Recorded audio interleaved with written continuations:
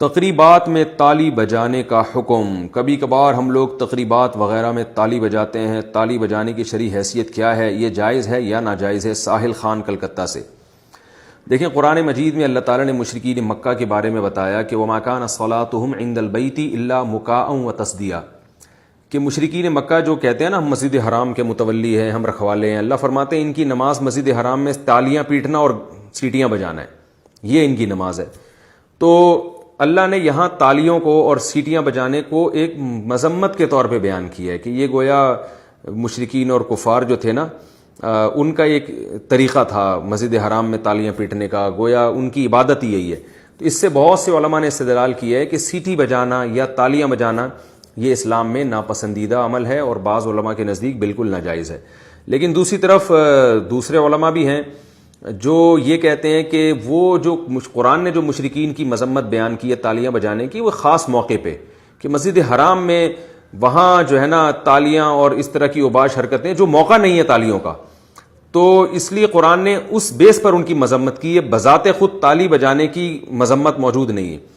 تو اتنی بات تو ان دونوں اقوال سے اور دونوں تفسیروں سے پتہ چلتی ہے کہ تالی بجانا کوئی بہت اچھا کام نہیں ہے اسلام میں، کوئی پسندیدہ کام نہیں ہے۔ آپ جب کسی کو اپریشیٹ کریں تو سبحان اللہ، ماشاء اللہ، الحمدللہ اس طرح کہہ کے، بہت زیادہ اگر آپ نے اپریشیٹ کرنا ہے تو ہم آج کل ایک تالی کی نئی قسم آئی ہے جس کو پارلیمانی کلیپ کہتے ہیں، وہ جو اسمبلی میں نا لوگ ایسے بجا رہے ہوتے ہیں، میز بجا رہے ہوتے ہیں، تو اس طرح سے کر لیا کریں میز بجا کے۔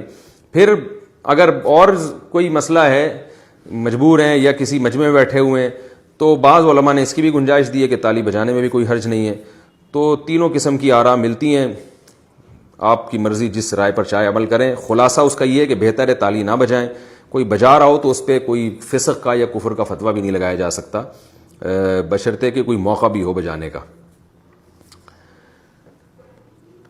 کیا نبی کا نام سننے پر درود پڑھنا فرض ہے؟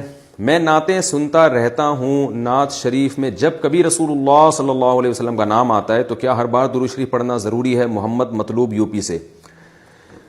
بھئی پوری زندگی میں ایک بار نبی صلی اللہ علیہ وسلم پہ درود پڑھنا تو فرض ہے، اس لیے کہ قرآن نے حکم دیا ان اللہ وملائکتہ یصلون علی النبی یا ایھا الذین آمنوا صلوا علیہ وسلموا تسلیما، اے ایمان والو تم بھی نبی پر درود پڑھا کرو اور سلام بھیجا کرو۔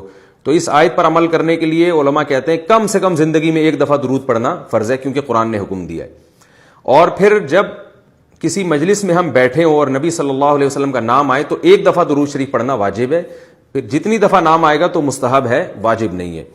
باقی یہ کہ کام اگر مستحب بھی ہو تو کر لینا چاہیے۔ نبی صلی اللہ علیہ وسلم نے فرمایا کہ جو شخص مجھ پر ایک دفعہ درود پڑھتا ہے اللہ تعالیٰ اس پہ 10 رحمتیں بھیجتے ہیں۔